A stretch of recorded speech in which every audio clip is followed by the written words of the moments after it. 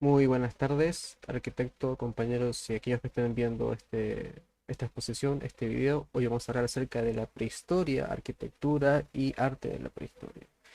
Vamos a comenzar mencionando que la definición tradicional de la prehistoria es de un tiempo que transcurre desde la primera aparición de los homínidos o antecesores de los sapiens, que ocurrió más o menos en el Oriente Próximo hacia unos 3300 años antes de Cristo.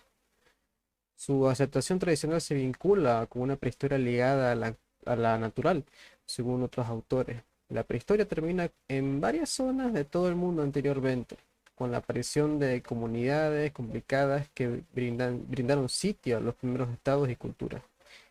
Si se estima a la historia tomando la definición del investigador Max Bloch como el acontecer humano en el tiempo, todo es historia estando la gente y la prehistoria podría forzadamente solo entenderse como el análisis de la vida anterior a la aparición del primer homínido en la Tierra. De esa manera, el fin de la prehistoria y el principio de la historia lo marcaría de una estructuración creciente de la sociedad que causaría una modificación importante del hábitat y su aglomeración en localidades, una socialización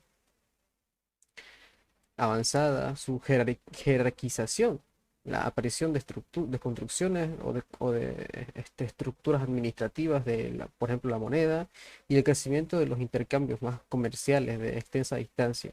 De esa forma nos podría ser bastante conveniente aprender dentro del entorno de la prehistoria las comunidades de carácter plenamente urbano, como los incas y los mexicas de América y estos más avanzados. Y el enorme Zimbabue de África, por ejemplo, los germenes en el sudeste asiático, que únicamente son reconocidos con este lapso por falta de texto escrito que tenemos. Bien, dicho eso, como siguiente punto importante está el África subsahariana. En el África subsahariana nacieron y evolucionaron buena parte de las especies de homínidos antepasados a los nuestros.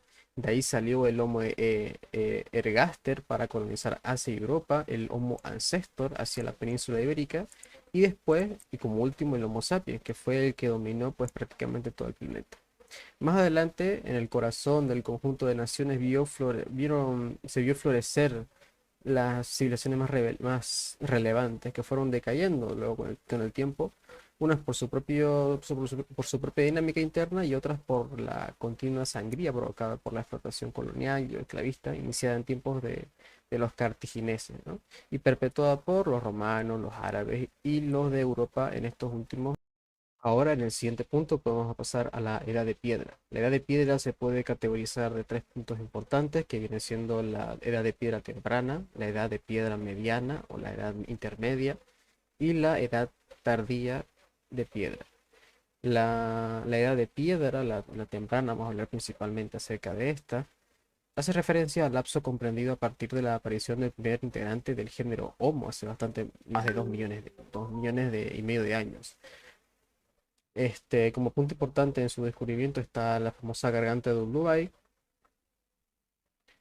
que aunque tiene su nombre del yacimiento epónimo de Uldubai en Tanzania, los hallazgos más viejos aparecen más al norte, en Etiopía, precisamente en la cuenca del flujo de agua, el flujo de agua Omo, donde la investigadora francesa Hélène Roche ha datado herramientas talladas en el arroyo de Cadagon Afar por medio del Postasio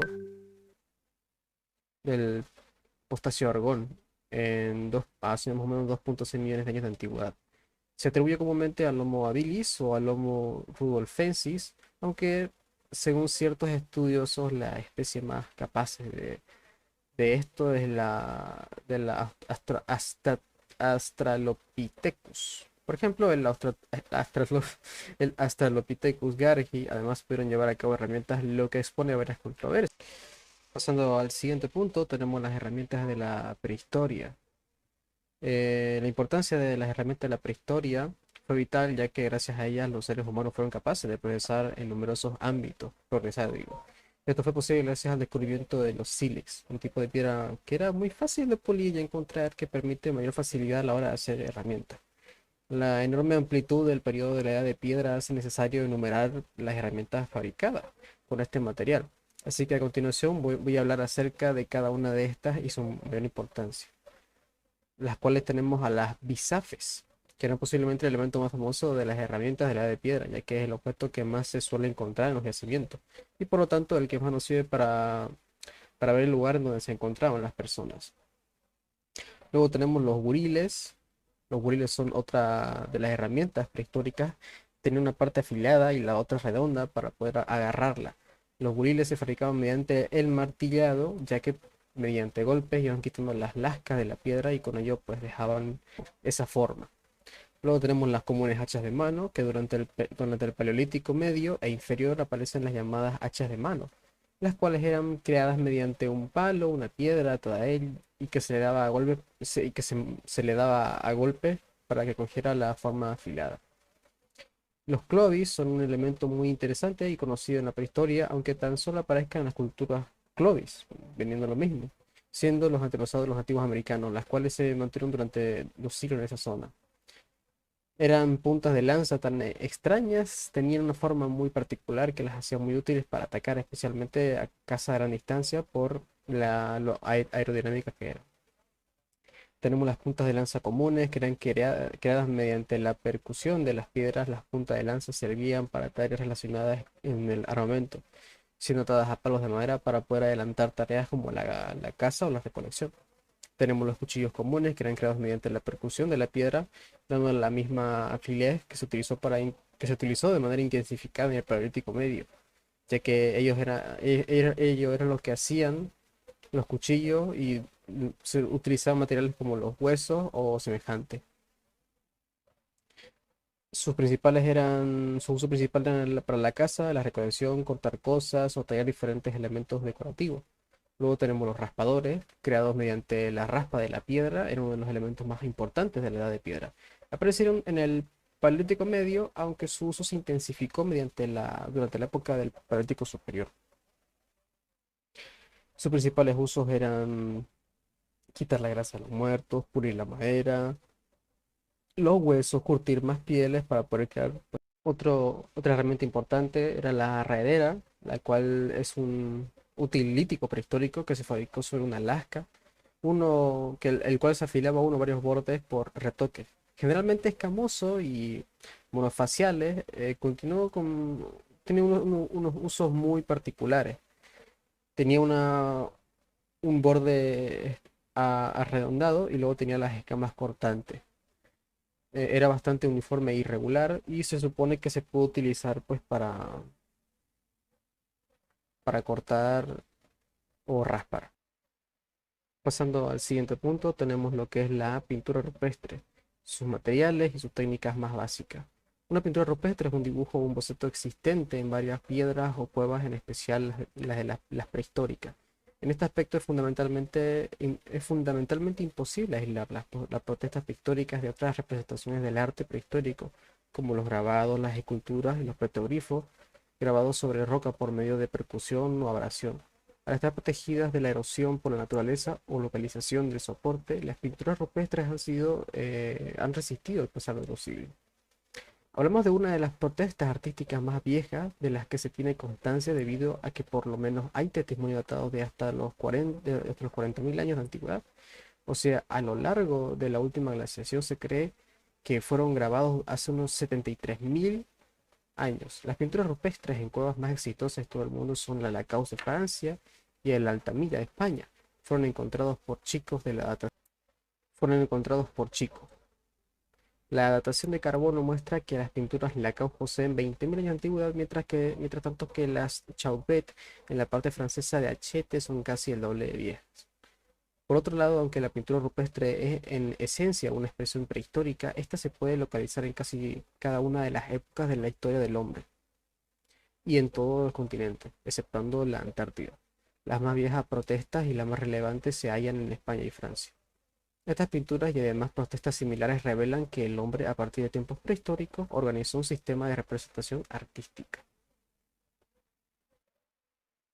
También, por si no se dieron cuenta, la pintura que estoy mostrando ahora mismo en pantalla es la cueva de Lascaux. al cual se puede observar diferentes tipos de animales como búfalos, caballos, entre otros que se supone que son los que cazaban en ese entonces.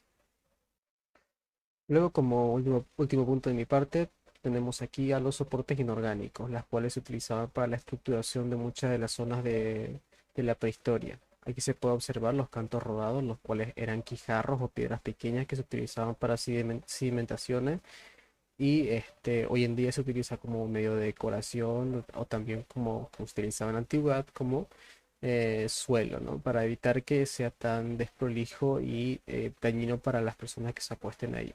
En la otra imagen podemos observar lo que son las plaquetas, las cuales eran porciones de rocas de escaso espesor que muestran dos caras o superficies paralelas y más o menos planas. Con esto terminaría mi parte acerca sobre la prehistoria, la, el arte rupestre y las herramientas que se utilizaban mayormente en ese tiempo. Dando paso así al siguiente punto. Tipos de objetos. Objetos venatorios o de uso cotidiano. Las azagallas. Esta herramienta apareció en el inicio del Paleolítico Superior. Corresponden a puntas de proyectil con longitudes que varían entre los 5 y 30 centímetros. Están hechos de hueso, marfil o asta, y adosadas a un astil de madera conformando de este modo el arma arrojadiza. Arpones. El arpón fue un instrumento inventado por los humanos al final del Paleolítico para cazar y pescar enganchándola y arrastrando a la presa. Están realizados en asta o hueso. La característica primordial que los separa de cualquier otra herramienta es la presencia de dientes o ganchos destacados de un cuerpo longitudinal. Bastones perforados. Obtienen su máxima expresión numérica y decorativa en el Magdaleniense superior. Son piezas de asta que representa una o varias perforaciones circulares. Las agujas. Es un elemento más de nuestro acervo doméstico y su morfología ha permanecido intacta desde su invención. Tan solo hemos modificado la materia prima, siendo durante el Paleolítico hecha más veces de hueso que de asta y marfil. Los rodetes están llevados a cabo sobre huesos planos. Serían discos de escasos centímetros de diámetro que pueden mostrar una perforación central como parte integrante de su confección. Su uso se desconoce, pero podremos considerarlos botones o transportadores de ángulos, incluso un instrumento musical. Las bramaderas son porciones óseas aplanadas, largas y anchas, próximas a lo romboidal, de secciones plano-convexa o elipsoidal, con un orificio en una de sus extremidades. Se han relacionado con la música o efectos sonoros ya que provocan un zumbido al atarse un cordel en el agujero y hacerla girar. Lámparas se clasifican en una primera instancia como de circuito abierto y de circuito cerrado. Consisten en masas minerales que han sufrido seguir una concavidad. Las hay muy escuetas o mucho más elaboradas. Muestran dos partes nítidas, la activa que corresponde a la cubeta y la pasiva que sería el soporte o el reverso. Abarcan todas las etapas del Paleolítico Superior. El combustible más adecuado era la grasa animal de foca, caballo y bovino por sus temperaturas de fundición baja. Machacadores. Están íntimamente relacionados con la experiencia artística. Machacadores de pigmentos, paletas de color y casos localizados en entornos pictóricos. Continuando con la exposición, a mí me tocó exponer los puntos que son el punto de los mobiliares. Los mobiliares eran principalmente los muebles paleolíticos en ese tiempo, donde se dividen los antropoformos, zoomorfos y los idiomorfos. En los antropoformos se considera una de las primeras esculturas hechas por el hombre. En el ámbito masculino no se diferenciaban mucho, pero lo que se caracterizaba era que tenían una amplia relación con los animales. Y en lo femenino, todas sus esculturas de las mujeres eran totalmente iguales. ¿Por, ¿Por qué? Porque en sus esculturas las mujeres estaban tapadas sus cabezas, tenían senos voluminosos, tenían caderas anchas y sus partes estaban más marcadas. En los zoomorfos. En los zoomorfos eran esculturas que ellos hacían con formas de animales, como puede ser también, como se ve, en la lanza del mamut. En los idiomorfos. En los idiomorfos era una sucesión de líneas que ellos hacían y a raíz de eso es que ellos crearon sus primeros muebles, estaban hechos o creados por animales. Se puede decir que sus principales pigmentos eran la limonita, la hematita, la geotita, la mica, el grafito y la caolinita. También se caracterizaba por el óxido de hierro, el magnesio, la arcilla, el yeso y carbones vegetales. En los colores de la prehistoria, uno de los colores que más resalta son el óxido de hierro, que de ahí se sacaba el color rojo, los carbones vegetales, que se sacaba el color negro, y también estaba la tierra, que, que se hacía a través del barro y eso se hacía color marrón. El color rojo. El color rojo es considerado como uno de los principales colores de la prehistoria. También se podía sacar de los colores rojos la sangre. Este color rojo ellos lo vieron como su principal pintura para poder demostrar su arte o su forma de cazar que ellos tenían. Es considerada una de las primeras pinturas junto con la de la tierra, porque ellos se dieron cuenta que cuando llovía, esto se hacía barro y una vez empezaron a pintar vieron que eso de ahí nunca se quitaba. La relación con lo sobrenatural. Al inicio no era tan religioso, más era mágico, donde ellos demostraban su arte de cazar. Gracias. Muy buenas noches. Continuando con la exposición, les explicaré sobre la magia prehistórica. Muchos investigadores piensan que en esas pinturas fueron hechas para asegurarse de que habría suficientes animales en los bosques cercanos a las cuevas. Si las pinturas duraban para siempre, podían tener muchos animales, un concepto. En parte también se descubrieron arqueólogos que habían cuevas que no estaban habitadas, que suponían mayormente que se utilizaban para congregaciones sagradas, cultos mágicos. Eso mayormente se hacía en la prehistoria, antes de que existiera la magia en la historia, como se hace hoy en día. En gran parte también se puede decir que también fueron creadas con fines mágicos en gran parte de esas cuevas para santificar y adorar a algo. En gran parte tenían esas cuevas que pintaban, tenían pinturas y elaboraban mayormente una pintura rupestre y mayormente así.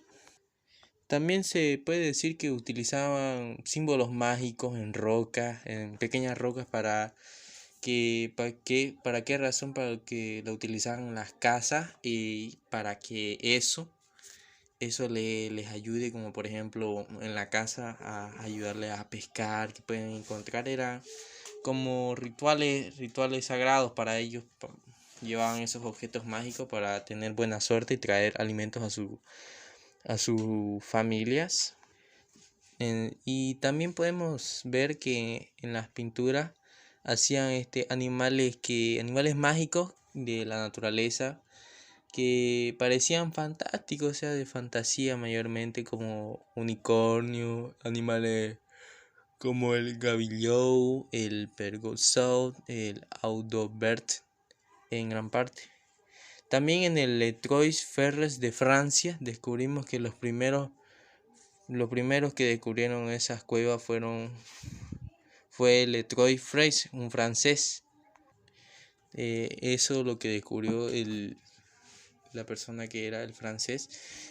También descubrió que en esas pinturas había mitad hombre y mitad animal, que en gran parte esto ya lo desarrollaron y dijeron que que se descubra como chamán o chamán. Vestían mayormente de pieles de animales y todo eso. Utilizaban cada parte de un animal. Por ejemplo, utilizaban los cuernos, las piernas, su piel, sus patas y en gran parte todo el cuerpo para parecer que fueran animales y fueran diferentes a los de su propia cultura. También podemos decir que en la arquitectura prehistórica giran en torno a espacios sagrados y de culto. Podemos decir que en Stonehenge se han encontrado enterramientos y hasta altares que suponían que ahí ofrecían sacrificios, realizaban fiestas, hacían sus cultos, que en gran parte eso descubrieron con el fin de que dieron la idea de que ellos para cavaban pozos y también se descubrió que había miles de dolmes, era como si fuera un cementerio que encontraron. Se pretendían ordenar y hacer suyo para que ayude a los que se encuentren en este plano. Y mayormente estos los vinculaban con rituales vinculados hacia la luz solar, a los eclipses, lugares donde le di ese pantallazo. Y acerca de las montañas con formas y también formas humanas, pero también se decían que nunca los bosques porque mayormente se veían que eran mudables como la existencia humana y todo en gran parte. Y también vemos que en la arquitectura prehistórica se entiende que como un medio de expresión de construcción primitiva. También esto se denomina como los primeros hitos conservados de la incipiente arquitectura en gran parte. También podemos ver los megalitos y megalitismo en gran parte. En esto podemos ver que en esto los monumentos megalíticos están hechos mayormente con varios megalitos apoyados entre sí, de uno tras otro, como podemos ver en la imagen. También son de el Melhir, el Dolmer y el Crommer, grandes monumentos megalíticos. También se dice que son grandes bloques de piedra en bruto, con el tamaño y forma original tras su extracción en las canteras empleadas en la construcción de su estructura. También podemos decir que el megalitismo es un modo de construir. También podemos decir es el fenómeno que marca un cambio hacia los pensamientos simbólicos religiosos con la aparición de tumbas colectivas. Eso podemos determinar en el megalito y megalitismo. Continúa mi compañero. El origen y la difusión de los monumentos megalíticos. Los primeros monumentos megalíticos aparecen alrededor de 4800 y 4700 a.C. en la fachada atlántica de Europa, que eran Irlanda, Bretaña, Inglaterra, Portugal, y se extienden hacia el Mediterráneo occidental durante 2000 años. Los monumentos megalíticos evolucionan acorde a su contexto al ser construidos en distintas culturas por los recolectores del Mesolítico, los agricultores y ganaderos del Neolítico, las sociedades jerárquicas de la Edad de Cobre. Funciones de los monumentos megalíticos. Como ocurre con otras manifestaciones artísticas de la prehistoria, los intentos de descifrar el significado y la función de los monumentos megalíticos se ven limitados al ámbito de la especulación. A partir del estudio de los restos arqueológicos encontrados bajo los monumentos o en sus inmediaciones, han surgido diversas teorías. Función funeraria. La mayoría de los monumentos megalíticos son tumbas. Función religiosa. Los monumentos eran santuarios, lugares sagrados, etc. Función del aglutinante social. Reafirma la identidad de la comunidad a través del trabajo colectivo.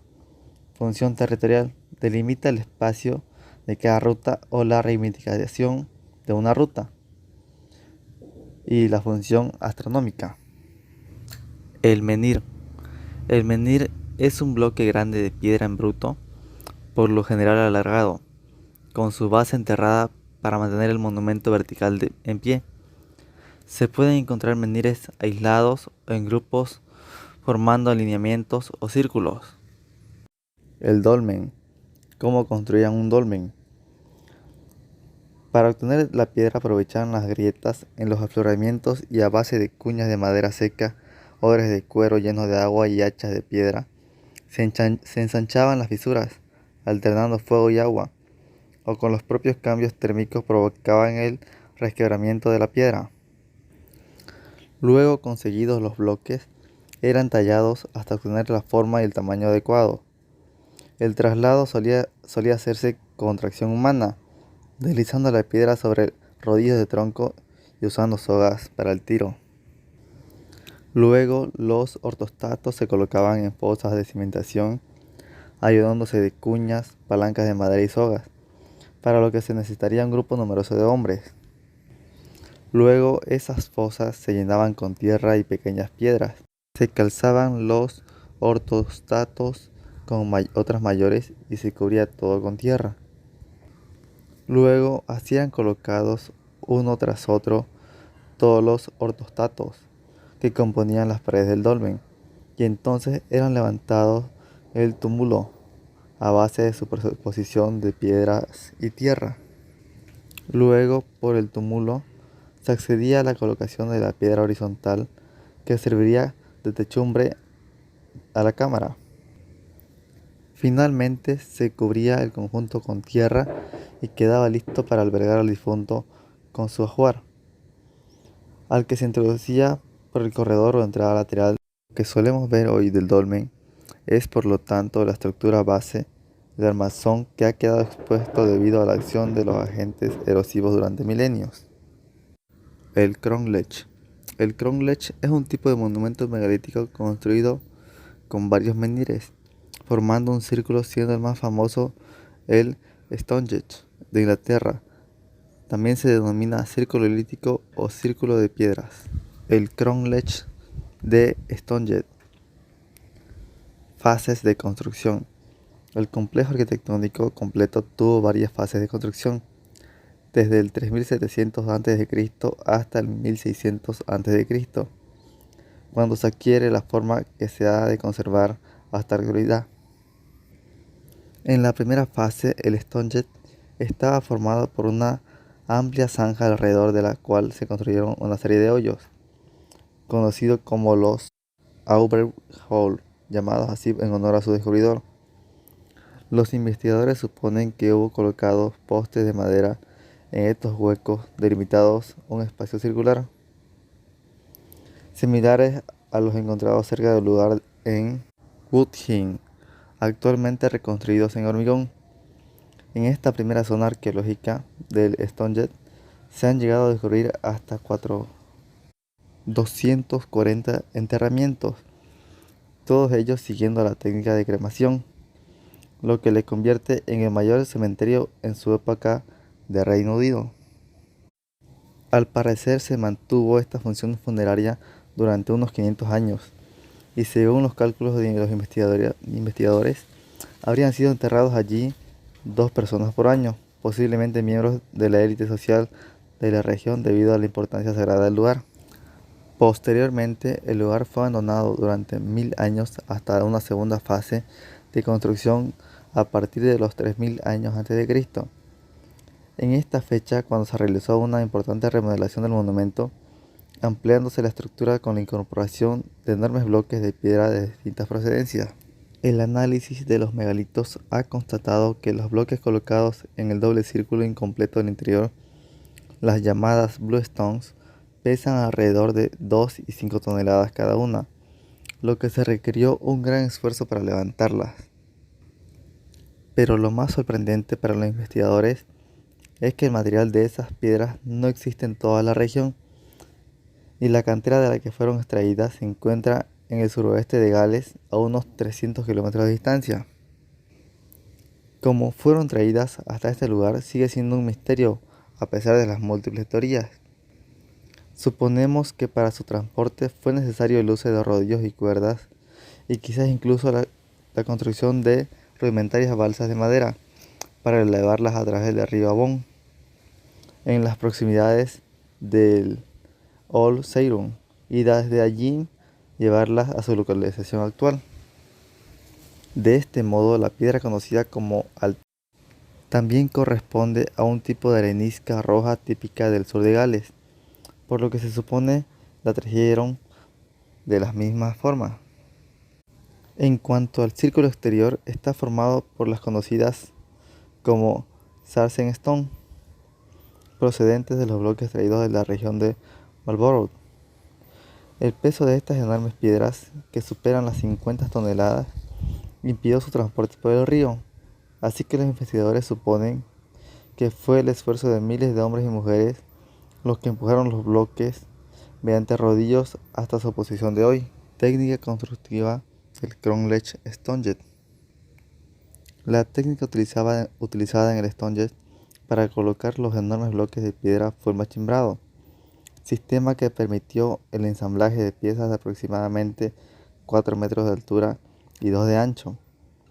Con este sistema se tallaba un hueco donde iba a colocarse la piedra superior, que quedaba sujeta firmemente mediante este simple mecanismo.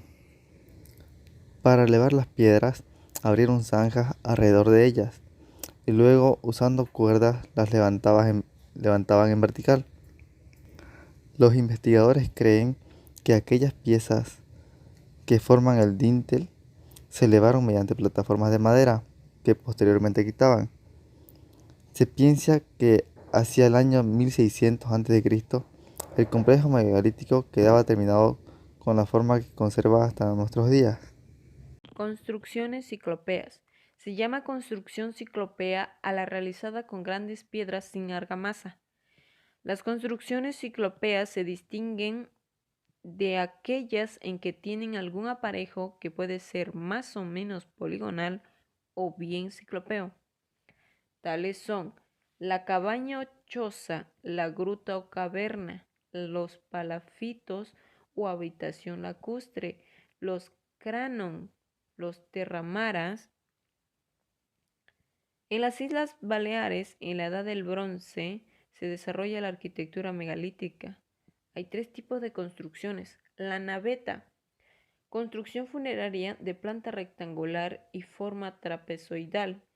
Como una nave invertida, en su interior hay una cámara. La más conocida es la naveta de Student. El talayot es una atalaya o torreón circular que tenía una función defensiva. Paleolítico. Ha sido la fase más prolongada de la Edad de Piedra, que se caracterizó por la utilización de herramientas bastante rudimentarias como la roca astillada. Arquitectura y modo de vida paleolítica. Con respecto a las formas de habitación a lo largo del Paleolítico, se utilizaron tanto refugios naturales como cabañas o chozas fabricadas por los hombres. Estas cabañas fueron generalmente de planta circular u oval, y los materiales empleados, ramas y troncos cubiertos a veces por tierras arcillosas, en las zonas donde la vegetación arbórea no era abundante, se llegaron a construir chozas de barro, y en Siberia una especie de tiendas de campaña con pieles de animales que permitían montar y desmontar los campamentos con mayor rapidez. Grupos sociales en el Paleolítico. Se desconoce si los grupos sociales tenían organizada una jerarquía de poder, pero es fácil suponer que aquellos individuos mejor dotados para la caza o con mayor ingenio para preparar trampas debieron ejercer ciertas funciones de mando para organizar las tareas encaminadas a conseguir alimentos. Debió haber una cierta división del trabajo según la cual Los individuos más fuertes se dedicaron a la caza y a la preparación de sus armas. Las mujeres, encargadas de los niños, debieron ocuparse de la preparación de las pieles y de la función de recolección de plantas y frutos. En definitiva, los distintos trabajos se distribuyeron en función de la capacidad de cada miembro del grupo. Con respecto al origen de estos grupos, lo más probable es que se tratara de clanes familiares con un antepasado común y en épocas avanzadas del Paleolítico se dieron en algunas zonas reuniones de diferentes clanes para formar tribu. Todas estas construcciones tienen como características comunes no distinguir muros y tejado, adecuarse al medio en lo que se refiere a materiales de construcción y ser obras sencillas que se acomodan a una vida nómada. Las construcciones de cabañas no fue una práctica constante, ni de todos los pueblos del Paleolítico. Su uso, desde luego, estuvo muy unido a los distintos cambios de clima que se produjeron a lo largo del periodo, y siempre que fue posible, el modo de vida habitual se desarrollaba al aire libre o ligeramente protegido de los vientos por cualquier roca o accidente del terreno. Arte paleolítico.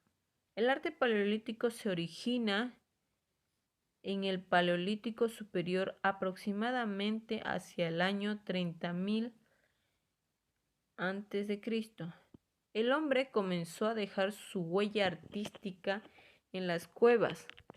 Altamira, El Castillo y Tito Bustillo han sido dotadas como las más antiguas, y sus dibujos son considerados por muchos investigadores como las primeras obras de arte.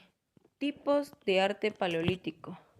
Este tipo de arte puede dividirse en arte rupestre y arte mueble. Arte rupestre es aquel que se representa en el interior de cuevas, abrigos o al aire libre y que utiliza la roca como soporte. Puede aparecer pintado, grabado o en bajo relieve, aprovechando la forma de la roca para representar formas concretas.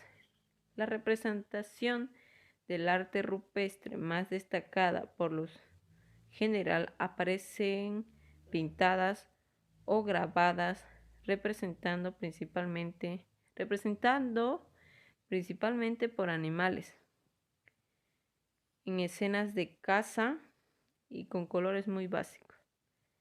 Arte mueble es aquel que se puede transportar y que se utiliza como soporte huesos, marfil, piedra, barro o cualquier otro material de fácil transporte. Se utiliza también la pintura, grabado o bajo relieve. Técnicas de elaboración. Los dibujos eran de dos tipos, grabados o pintados, y la escultura podía ser estatuillas o relieves. Pintura. Se utilizaban uno o dos colores que se obtenían con pigmentos minerales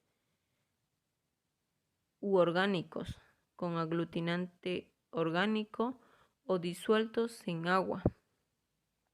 A veces se aprovechaban bultos y hendiduras de la pared para dar la sensación de volumen. Grabado es un dibujo a base de finas incisiones o cortes sobre el hueso o la roca, hechas con utensilios afilados de sílex llamados buriles. El grabado aparece desde los primeros tiempos del arte como un equivalente del dibujo, pero se desarrolla sobre todo durante el final de la Aurignaciense y durante el Gravetiense. para casi desaparecer durante el Solutrense. El grabado vuelve a ganar importancia en el magdaleniense con mayor variedad de estilos, temas, combinaciones y soportes que jamás se había visto. Relieve es un grabado cuyas incisiones son tan profundas que la figura se convierte en una escultura que sobresale de la roca o del hueso del soporte. El relieve solo aparece a finales del Paleolítico europeo, es decir, en el magdaleniense, y casi siempre asociado a santuarios exteriores, aquellas cuevas poco profundas iluminadas por luz natural. Estatuillas son pequeñas esculturas exentas de piedra o de hueso, talladas por todos los lados. Casi siempre son figurillas femeninas llamadas Venus paleolíticas. Las estatuillas son el tipo de arte paleolítico más extendido de Europa. Bueno, eso es todo. Gracias por escuchar. Hasta luego.